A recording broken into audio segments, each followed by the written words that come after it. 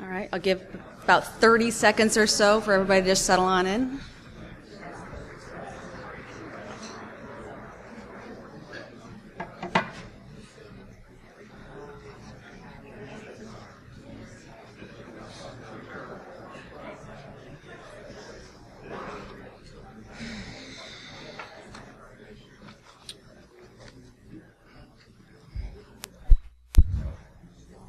All right, I'd like to get started here.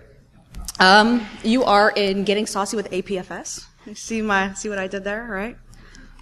Yeah, I love puns. It's a good time. So why am I here? Who the heck am I? I am a Mac fangirl, straight up. I don't deny it. I will definitely buy just about anything with an Apple logo on it. Don't care how much it is. I spend way too much money on it. But I do have real jobs. And that is, yes, with an S. So by day, I am a government contractor, surprise, DC area government contractor, for Parsons Corporation, and I do mobile forensics R&D stuff. And by night, I do the SANS Mac forensics course, so author and instructor of that, so I keep pretty busy. I don't have any free time to do anything else, so I don't really have any hobbies other than Mac stuff. So what I want to talk to you about today is APFS. So it's Apple's new file system. Everybody's kind of freaking out about it. I get a ton of emails saying, hey, does your course cover this? You know, how do I look at this stuff? So this is kind of a quick triage run through on what can I do if I have an APFS image, forensically speaking, right now. So we'll talk about the different tool supports. We'll talk about how to mount these things. I'll even show you some demos. Hopefully demos work. I do have videos though. Just to be sure. Talk about how to acquire them, some of the caveats associated with that, and all sorts of good stuff with that. So if you are looking to get into really deep dive into the hex kind of APFS stuff, this is not that presentation. I truly hope to do that presentation at some point in time, but I'll talk about why this isn't that presentation in just a little bit. So a little bit of history. So where did this come from? Why do we have APFS now? So first off, 1984 came out. We have the first Macintosh. This one had Macintosh File System, or MFS. This was more or less a flat file system, so didn't have a whole lot of stuff going on there. They used this one for about a year or so, 1985. HFS came out. Now, you might have actually heard of HFS. It's been Apple's primary file system for a long time, though truly it's been HFS Plus. So HFS was used for a few years, but 1998 came out, and we were starting to use HFS Plus. So HFS Plus was an extended version of HFS. They added in a bunch of stuff, kind of made some band-aids and things to fix some things for a modern-ish file system. So we've been working with HFS Plus from a forensic standpoint almost 20 years, which is kind of ridiculous. It's been around for a long, long time. So it was really getting long in the tooth. There wasn't a whole lot of capability for some of the modern technologies that Apple has been introducing, things like core storage, fusion drives. I'll talk a little bit about that as the presentation goes on. So they really needed to come out with something that supported all of these features. So they introduced in 2017 APFS, or Apple File System. Starting to see this now in iOS and Mac OS and all the other different products as well. So it's used across all the Mac devices.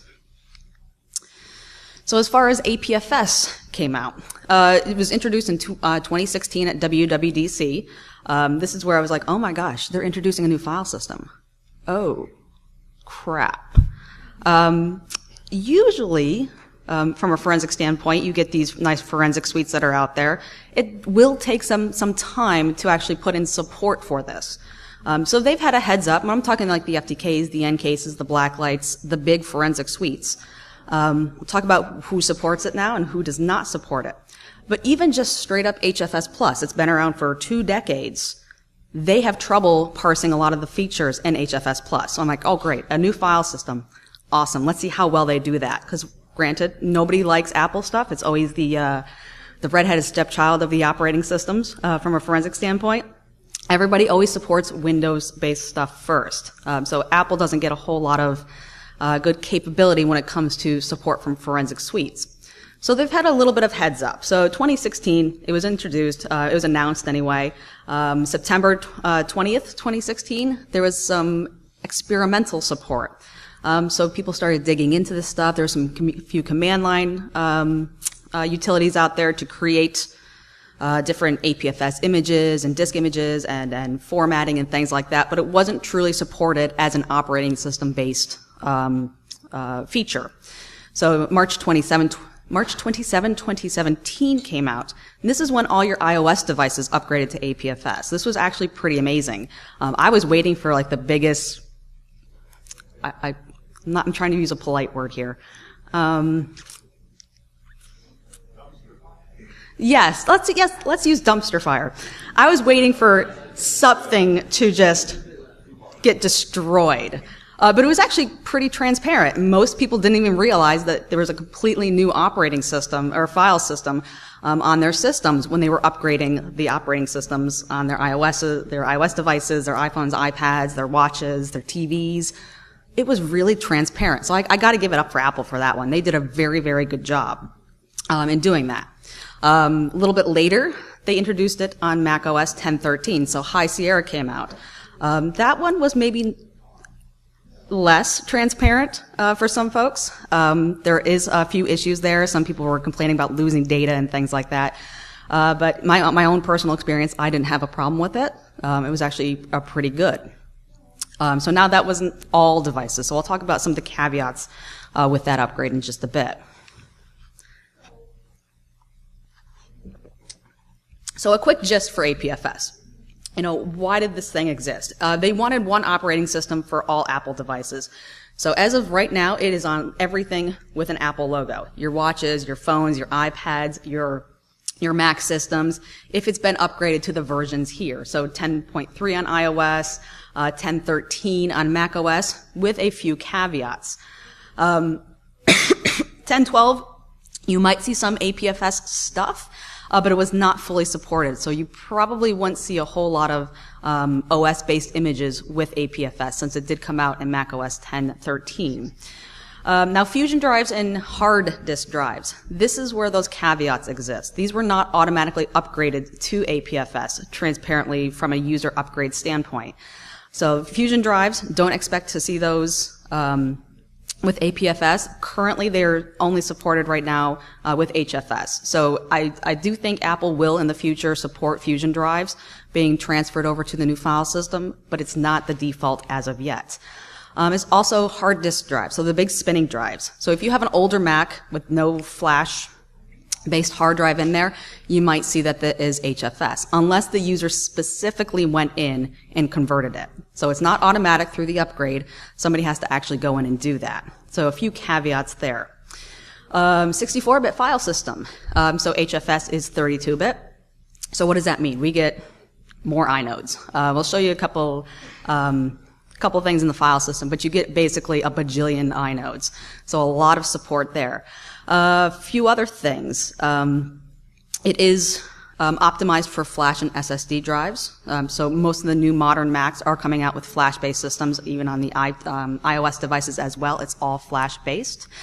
Not saying you can't install it on a spinning drive. You just need to physically go in there and do it to the conversion. One thing that I really like is nanosecond timestamp granularity. I'm a forensics nerd.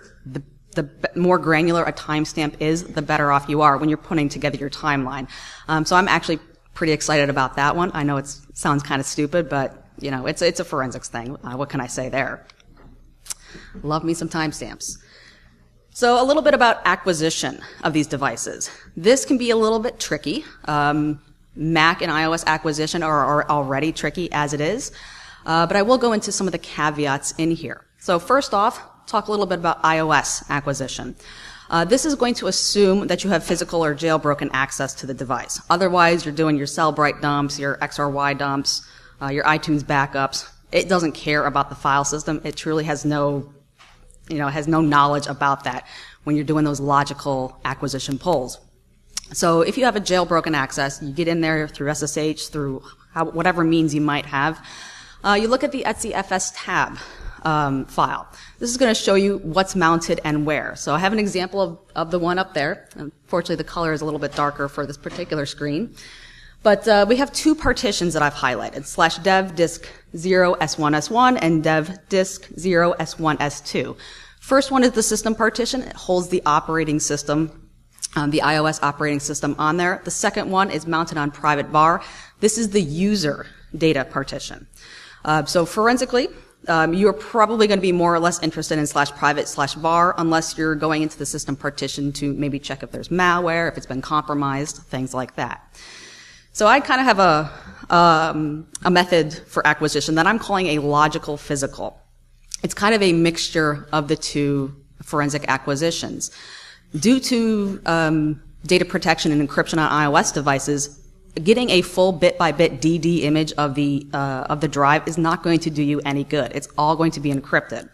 So what I do is I go in there and basically do a tar bundle of all the files on that device. And I can either do system and user partition or just get it all from the root file system and pull it down into a tar bundle and take a look at that. Basically just a large archive of all the files on there. So you're getting physical access, so you get all the extra files and databases and stuff that your Cellbrights are not pulling, but you're doing it in an unencrypted fashion. So you go in there, you grab it, and you should be good to go. Most forensic utilities can import a directory of files, so perhaps not the most forensically sound, but it's really the only way to pull off a lot of that data in a bulk format. So I have a few links down here about the whole process that I go through of jailbreaking and getting access to that, SSHing, and doing that tar bundle. So I have one for iOS 10 as well as for iOS 11 and some older ones if you look in some of the links for that blog article. But as far as the file system goes, it's, it's APFS kind of introduced, what do I want to call it, kind of limitations in pulling a full DD. So the system partition is unencrypted. I could pull a full DD of that previously before 10.3 came out.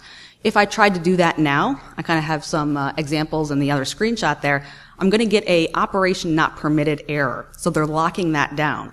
So they've been locking stuff down pretty well on iOS, and they've been doing pretty close to the same thing on macOS as well. So that access is just not available yet. There's certainly some magic somewhere that we could potentially put in there, but I just haven't figured out how to do that yet. So one of those things I'm still working on. But I do my logical physicals, and everything seems to be fine with that.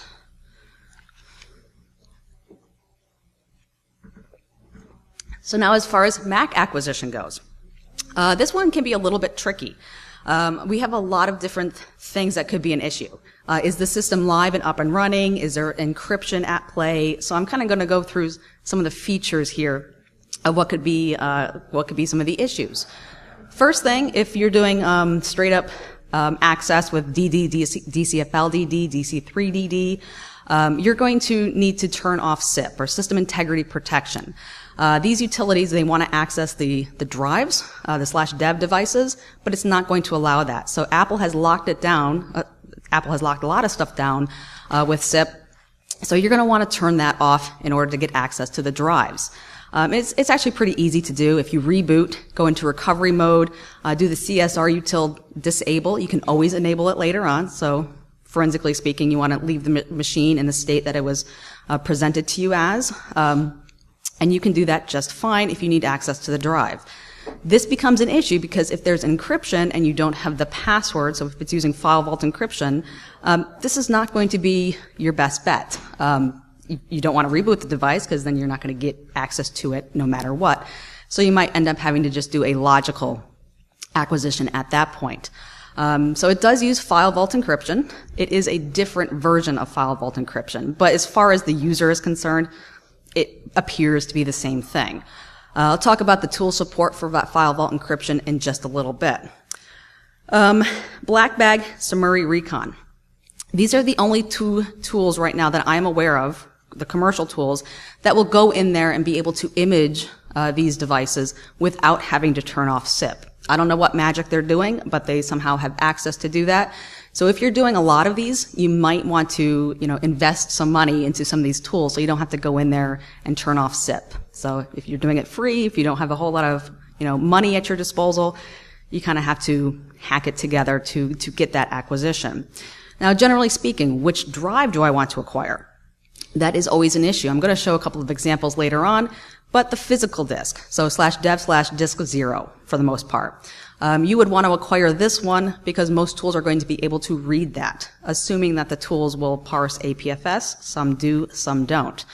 Now, if you're looking at multiple drives in a system, maybe it's like I got a bunch of drives. APFS can use multiple physical volumes to store their data on. You might want to do more or less the logical container that it presents to you as. So I'll go over some examples of that in just a bit. So every acquisition is going to be a little bit different. Now, as far as BlackBag goes, I do have a screenshot up here. The newest version of BlackBag, this is 2018 R1 and R1.1, does support APFS, which is really nice. I've been playing around with it. It looks pretty good. Certainly there are some bugs with it, but you know what? New file system, if I already have support right now, I'm not going to complain too much. So just as an example of what you might see here, with Macquisition, if you're able to purchase this utility, I highly recommend it. It's a great tool. It basically acquires any Mac that you have in the office. So the SIP issues. So if you don't know if SIP is turned on or not, you can do CSR util status. So I could kind of show you an example of that one in there. You can see if it's enabled or disabled. If you attempt to try to acquire a /dev device, these are some of the errors that you're going to run into. This is because of SIP. So in the example in the screenshot, the big one to the left there, I'm doing just straight up dd input file /dev disk 0 and just throwing it to a temp directory just for the sake of an example. So I try to do that. Years ago, you could do this just fine, but Apple's been locking these things down. I'm going to get an operation not permitted. All right, so I go ahead and try something else. Let me do sudo and the same command, so I sudo bang bang it. Nope, still locked down, operation not permitted. Okay, so I go in and maybe do the logical device, the /dev/disk1. Again, not permitted, and maybe I'll try the slice, not permitted. Apple says, nope, you're not going to get access to that at all. So this is why you do need to turn off SIP so you can get access to that. The other screenshot that I have there is being booted into recovery mode, and I turned off SIP, System Integrity Protection, and I can just go ahead and turn that back on when I'm done creating my image. So I'm going to go over a couple of utilities that you can use to kind of take a look at what is on your system. This assumes that you're already logged into the system or you have a mounted image. So disk util list is going to show you which drives and which devices you have mounted or available to mount on your system.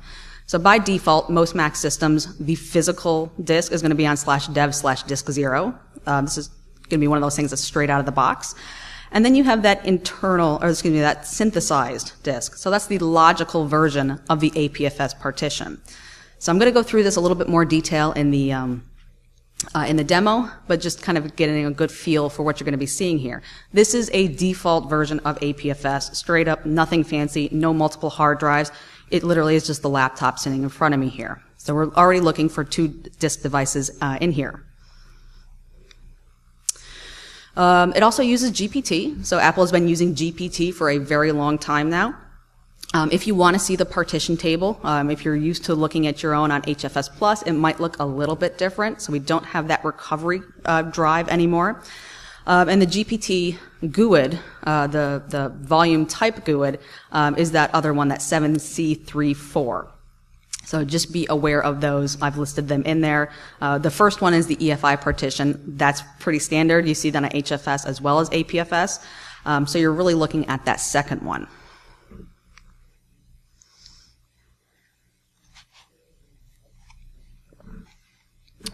So now we also have disk util AP list. So we have core storage before. Now we're doing APFS. So I'll go into this more into the demo, but APFS uses containerization. So I have this drive, and I can split it up in a few different ways, and that's called the APFS container. Now the container disk is actually holding the different drives. Potentially I could have multiple physical hard drives, maybe a couple flashed hard drives in there, all pulled together as a single APFS volume. So I'll show you some examples of that. As far as the volumes go, there are some default ones for OS-based versions of APFS, and that's where you're going to see like the pre-boot, the recovery, and the VM. So they each have their own separate volume underneath the APFS container. So the cool thing about APFS is that it'll do pools storage. It also, they call it space sharing. So if I have multiple volumes on there, I'm not pre-allocating. I could potentially pre-allocate, but by default, I'm not pre-allocating partitions. So if I set up a volume, I want 5 gigs associated with that, I can actually grow and increase that or shrink it whenever I want. On other operating systems, that is not possible. So I can have multiple partitions going on here, different volumes. I could remove them, I can shrink them, I could do whatever I want with them. So it's very, very flexible from a file system volume standpoint. So I have an example of one here. I have split up this APFS container into 3 different volumes. I'm super creative. I called it Vol 1, Vol 2, Vol 3. Threw some files in there just to kind of make it a little bit different. And I use DF to show you that it's only storing a certain amount of data on there. If I do have a pointer on here, I do, great. So I have the used here. So 140 megs, 24 megs, and 9.7 megs. DF is only going to show you how much space you're actually using. But it has really no knowledge of all that other empty space. So you see the size on the other side here. It says 7.2, 7.2, 7.2. So this is on a thumb drive that's an 8 gig thumb drive. So it has all that storage available to it. If I decide to throw a lot more stuff into Vol 2, it's going to grow in size. As soon as I remove that stuff from Vol 2, it will shrink in size. So it is extremely flexible when it comes down to that. Now, space sharing. This is kind of the APFS container in a kind of a visual format. My APS Vol 1, 2, and 3, they will store their information kind of in their own little area of the drive. That free space, if I move and change these different volumes, I can add and do whatever I want with them. So as far as the disk util list goes, I get my pointer over here. There we go. So I have 3 APFS volumes in here. It's going to show me the space for each one of those, even though the physical space of the drive is that 7.7 gigs. So I do have that synthesized APFS container in here. Now /dev/disk2 is the physical device, perhaps the one that I would want to image, because that's storing the APFS container in here. Now if I do the disk-util AP list on /dev/disk3 in this case, I can see that the different APFS names, where it's mounted at, so /APFS Vol 1, 2, and 3, as well as how much capacity that they're using. I'm also able to see if it's file vault encrypted or not. And you can encrypt on a per volume basis, so that's also kind of different with APFS. Now as far as tool support goes, this is the part that sucks. Tools will take some time to, get up to speed and to start supporting APFS volumes. So I've kind of gone through some of what I think are the most important, are the biggest players in the forensic suite game. And some do and some don't. Some have not gotten back to me whether they're going to support it or not. So some may never support it. So access data, FTK. Always a popular option. There is no support for that as of right now. Blacklight and Summary Recon are the 2 commercial forensic suites right now that do support APFS. So reading, parsing, and doing all that good forensic-y stuff with it. I also have on there Mac OS 1013. I'm going to show you how to mount these things a little bit later on. You can use the Mac operating system and it will work just fine. So you don't have to spend a lot of money for these forensic suites. I mean, it's free with purchase of Mac, I guess you can say. So let's see, what else? Axiom Nuix and Ncase. Nope, no support there yet. SandSift, a lot of folks like to use that one. Again, we get access via image mounting, kind of like we do in the Mac system. So, but this one, of course, is free and is Linux-based, so it is widely available to most folks. SleuthKit. I love SleuthKit, but currently there is no APFS support for that. I hope to see that in the future. Joe is presenting on it at DFRWS in July, so I hope that's going to happen in the future. And then finally, Xways is kind of a strange one. I love Xways. I use it for all my Android stuff. It will recognize APFS. It will basically say, yep, that there is APFS. And that is it. Okay, well that's better than just a random drive that says, I don't know what this is, unallocated whatever. So, it's the first step. So I'll give it a little bit of credit there. But there are options out there. There's free options and then there's pay-for options, depending on what kind of platform you're running on as well. Just a little screenshot about BlackBag. I like Blacklight a lot. I use it quite a bit for all my Mac stuff. It open up, your EO1 images. If you've used the expert witness format, it reads it just fine. There's file vault support. So you're pretty much good to go on that. You just gotta spend, what is it, like $2,500 or something now, to get that particular utility. So a little bit about mounting. I'm actually gonna go through here, and do this as a demo. I think I have time for that. Excuse me. So you want to mount these things. I like mounting these things because I use a lot of the built-in utilities on the Mac operating system to do a lot of my forensics. So in my normal day-to-day work, I actually have a mounted image as well as the image loaded into Blacklight. And I'll use whichever one works best for whatever I'm looking at. Sometimes just using, xadder on the command line to look at all my extended attributes is so much easier on a mounted image than actually going into Blacklight and going through and clicking, and there's different reasons to use different ways. So I end up mounting these things quite often. So let me just get down to the command line here, if it'll work. All right, hopefully folks in back can see that okay. Cool. It's like really big, but we'll see how this works out. So I have my image. Not that image.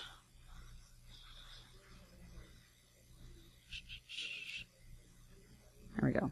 So I got my Galaga image here. These are the new files that I'm using for my class. So first thing I'm going to do, I'm just going to show you what's already on my system. So I have disk util list, and I apologize, I actually gotta make that a tad smaller just so it doesn't look like complete crap. There we go.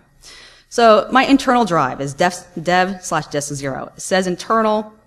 That's useful. And my synthesized, my logical APFS container for the laptop that's sitting in front of me here is dev disk1. I always call my systems whatever operating system that they're currently on, so I got High Sierra here. But you can see it has the Apple APFS partition label on there. And the physical store is dev disk0 S2, which points to this one up here. So it's basically saying, I am the logical version of this physical drive. You get pre-boot, you get your recovery, and you get your virtual memory in there as well. So this is the standard APFS of what it looks like on just pretty much any Mac system that doesn't have a lot of specialty stuff associated. I also have another hard drive, just a little Western Digital hard drive setting up here as well. So that's been mounted or available on /dev disk2. You can see it's external, but it is a physical drive, and it's running core storage. So core storage is one of those things that Apple has implemented to do a lot of the capabilities that it was not built into the operating system or the file system, HFS file system. So it's kind of like a Band-Aid. So if you're used to seeing core storage, a lot of that stuff has now been implemented into APFS. So I just kind of want to throw out the different examples in there. So my core storage volume is mounted on /dev disk3. It's external and virtual. So core storage uses the virtual term here. APFS uses synthesized for that logical version of that drive. And this one is nice. It says unlocked and encrypted. So it is a file vaulted to core storage volume for my Western Digital drive. So if you were doing core storage, you might have used this command. So it's CS, or you can type the whole thing, core storage, to list out the different pieces of that logical volume for that core storage volume. So I got my Western, just a red passport drive up here. It's 4 terabytes. It only has one physical volume. It shows me that it is using encryption. It's fully secure. I always like that one. Unlocked. But it is running HFS. So core storage and HFS kind of go hand in hand. I can run a very similar command This one might take a little bit of time. For some reason, it does take a few seconds to run. But now this is showing me the APFS container. Oops. So it's got one found. This is on my current system right now.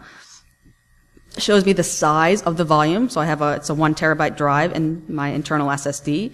Shows me the physical disk image in there. It's on disk 0S2. And then it shows me the different volumes. So I have 1, 2, 3, 4 different volumes. So my data, the user's data, the operating system data, is on the one that has no specific role. Why they couldn't come up with a role for that, I don't know.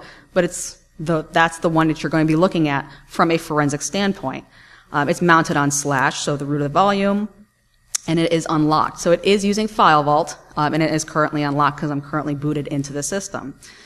The other ones you might see in here is pre-boot information. So when you boot up and need some information to do that booting up. It's not file vaulted, and it's very small. It's 27 megs in size. You get a recovery partition, also not file vaulted. And then finally you get /private var VM. So that virtual memory space, also not file vaulted. So that is pretty much the default version of that, of a Mac OS system. So to mount this thing, I'm going to create a couple of mount points in here. And I can't type and speak at the same time, so I apologize if I'm quiet for a little bit.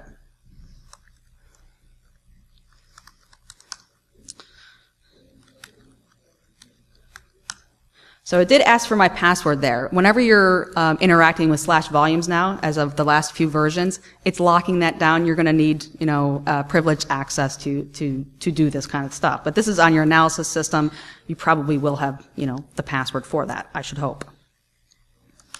So create a couple of mount points in here. So I'm using one to change the image because I created this image and it's an expert witness format versus straight up raw DD. So I'm going to just kind of convert it quickly. And then I'm going to mount it on Galaga Mount.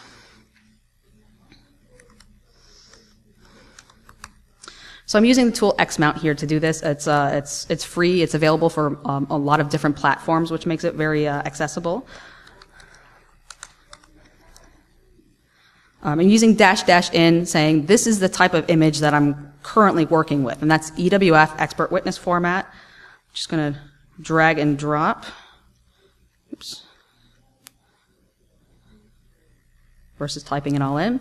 So I'm saying my image is an expert witness format. I'll use --out to say I want it into a DMG. So DMG, very Mac friendly. And I'm going to get that access on Galaga image. All right, so if I take a look at what we have there, I have Galaga DMG and Galaga.info. So a little bit of metadata information, but the DMG is what I'm going to be using. So it does a really quick conversion from EO1 format to that DMG format.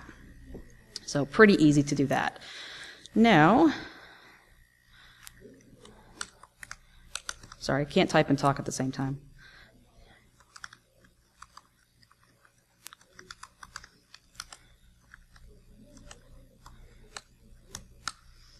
All right, so I'm using HDI util here. This is a native utility into Mac to basically say attach it, make it available to mount it, but don't actually mount it because I'm passing that -no mount because I'm going to mount it in a forensically useful way in the next command line. So this is going to do its thing. It might take a few minutes. Seconds, really, not really minutes. So now I have available everything on /dev disk 4, S1, S2. So that's the raw image, if you will. And we have /dev disk 5. And these are all the different APFS volumes on there. Now, I don't know which one. I can tell you which one I know it is. But I have to run another command to actually figure out which one I want to get access to. So this is where disk-util AP list comes into play. So it says 2 found now. If you remember before I had 1 found, now that I have this other mounted image available, it's going to find 2 APFS containers.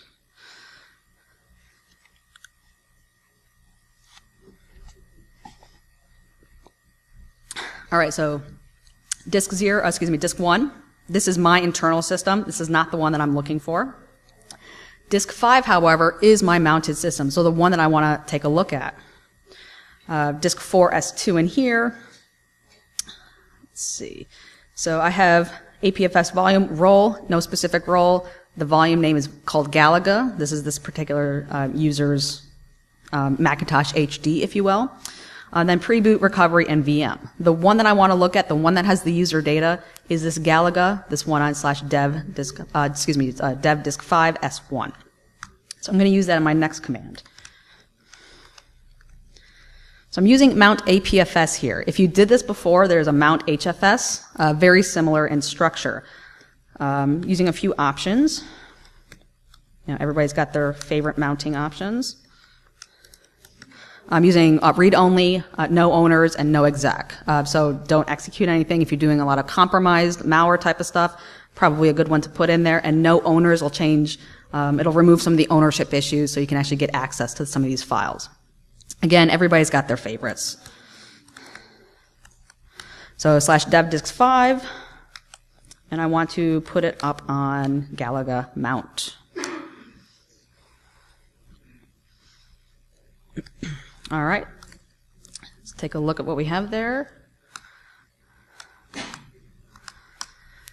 So we have a mounted Mac operating system. You see the hidden directories up there. You get file eventsd, the Spotlight database stuff, users, volumes, all sorts of good stuff. So now I can access this and do whatever forensic stuff that I want to do that. If I need to scan it with something, if I need to run a script on something, I now have that available. Should be good to go. So that is that. Any questions with that? Yeah.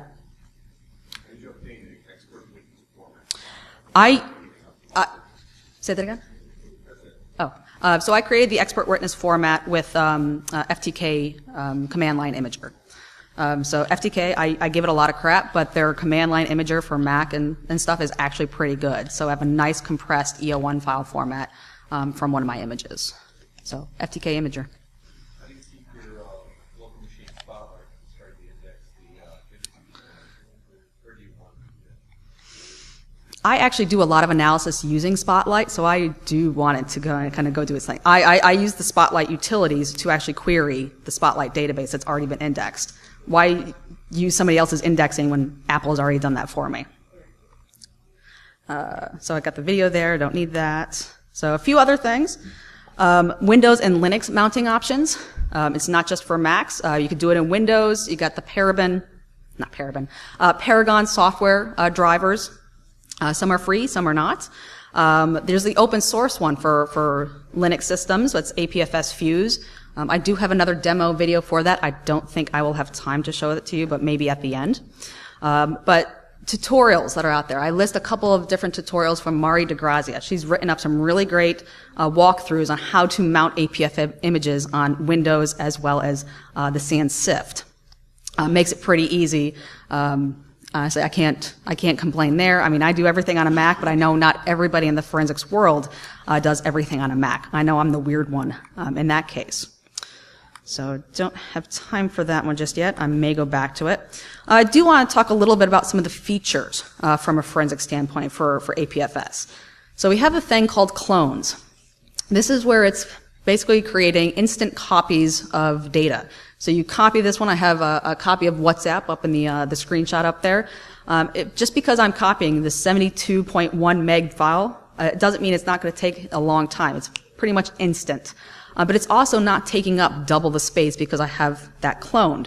So it's sharing the same data blocks on the file system. So if I make changes to whatsapp.dmg, only those changes will be stored on there. So it is a space-saving feature. A couple of examples up there. If I get my cursor to work. Oops, why does it disappear so much? So I got a couple of the inodes here. So 201 and 192. So two files, two different inodes, but the file sizes are the same. The metadata does change, so you will get different metadata, but the content of those files will stay the same until one of them has changed, and only the deltas for that will be stored in separate blocks on the file system. So in the other screenshot, I say that, it has 140 megs used, two different inodes, but the space is the same. So you see that extra space because I made that copy. So this is a before and after I made that copy. it's still only using 140 megs on that particular volume. So I can copy that whatsapp.gmg 100 different times, and it's not going to use any more space. We also have this concept of snapshots. So I think these are going to be really forensically interesting in the future. Currently, right now, they're really only being used with time machine kind of stuff. So a lot of the support that you might have seen in 10.12 was not inputted into the 10.13 features. So there's a few different utilities that we can use to create snapshots, to review snapshots. You can mount snapshots. These are snapshots in time of whatever was on that file system. And they are created pretty much instantaneously, maybe 1 second or things like that. So from a forensic standpoint, that could be pretty useful because I could see what a previous version of that file system looked like, compare it to the next one, compare it to the one that I'm currently sitting in front of me. Really don't know how to do that from a forensic standpoint yet, but I can assure you that I'm doing a lot of research to see how can we use these things, how can I mount them to do what I need to do. So as far as Apple's documentation goes, frozen at the moment of time of its creation, and it's very quickly, I can see this being very useful. APS volume can have 0 or more associated snapshots. So they do get created whenever you do a system update, it gets created. If you have time machine on, they're getting created maybe once an hour, however that is set by default. It does also say APFS snapshots are neither listed nor discoverable when their volume is not mounted, meaning it's being stored in this magical area that Apple's not going to tell you where they're being stored. So, truly have no idea how to pull these things off of a dead file system just yet. Again, more research is needed at that point. But they do say that APFS snapshots are mountable, if you can find them, and it provides a read-only historic version of that file system. So I really do think this is going to be an interesting area to be used in a forensic format. To get access to some of these, this is on a live system. I can use a couple of different utilities to see what snapshots I have available. I can use diskutil AP list snapshots or tmutil list local snapshots. So tmutil is the time machine utility, pretty much the same output in slightly different ways. I do like that it has the list snaps. It seems very millennial to me. So diskutil AP list snaps if I'm too lazy to write out list snapshots. So you do have that option there as well. Same thing. Nice little shortcut. So on the live system, I can mount these as well. So this is on my local system, a laptop sitting in front of me. I have snapshots. I do have Time Machine running. So I have a bunch of these things. I can mount them pretty easily with the mount APFS command that I show you up there. Very similar to what I showed you before. And I can actually browse that and see the different changes in there. So this is on a live system. It does have some capabilities, but it'll be really interesting to see where this comes into play from a dead image perspective. But again, still kind of working on that research. A little bit more about encryption. Encryption, again, it is called File Vault 2, but it's not the same File Vault 2. So under the hood, it's quite a bit different. More of like a file system level encryption versus the full disk block level encryption that older File Vault 2 was. So this might come into play when you're doing your forensic suites. It might ask you for recovery key information, password information, and how they do the decryption of that. Hopefully, from a forensic standpoint, you're not having to do a lot of that, and your tool is actually doing it. But just be aware that it's not quite the same thing. BlackBag put a nice blog article kind of going into the details of that, if you are interested. APFS is in its infancy. 10.13 is a dumpster fire, if you will, in so many ways. I don't know how many different bugs password bugs have been out there. I ran into one. I do not bug hunt, but I just ran into one, putting some new stuff together for my course.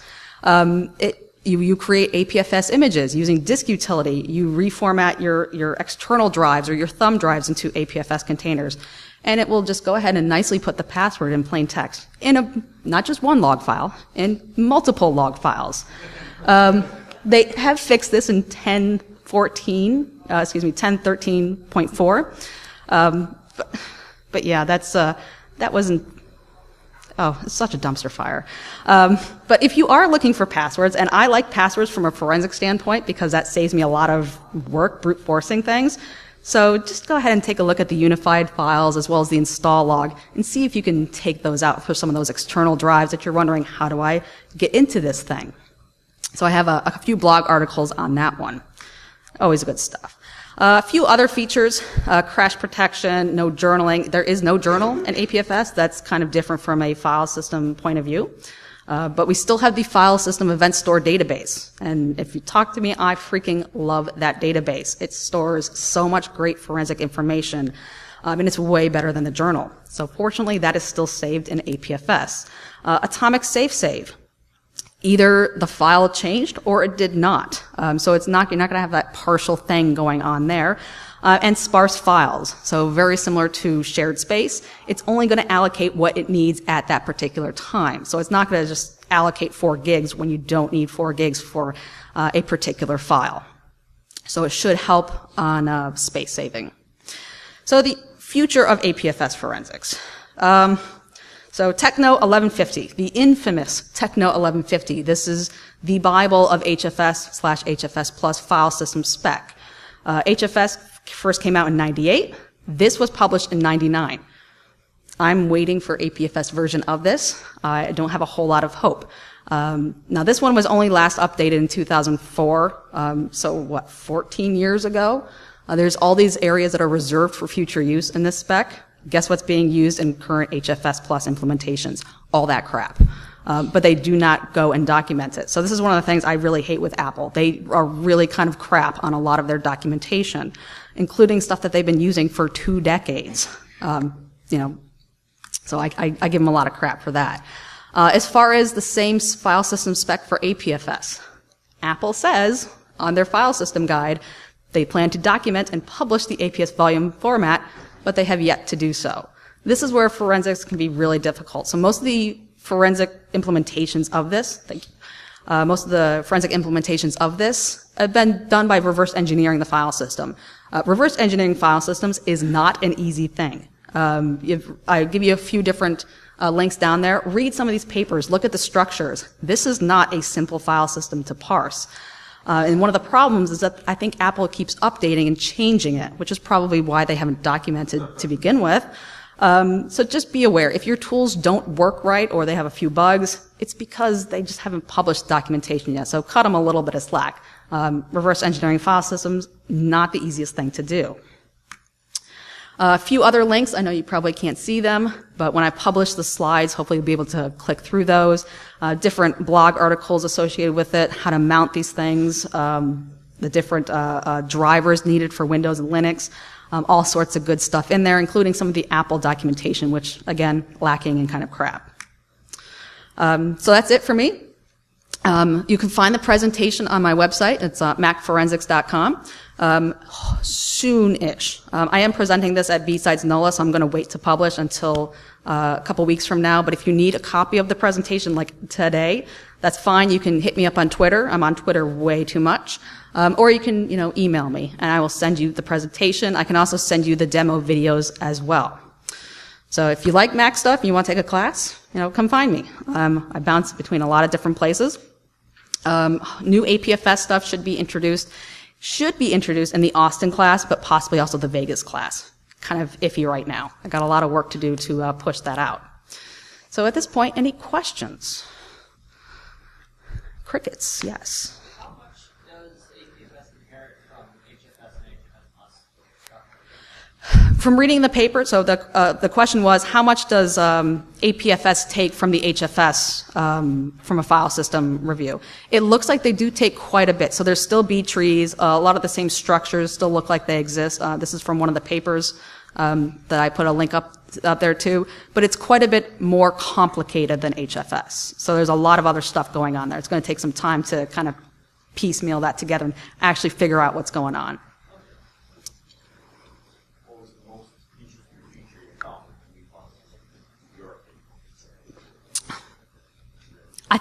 I think the snapshots are going to be where it's at.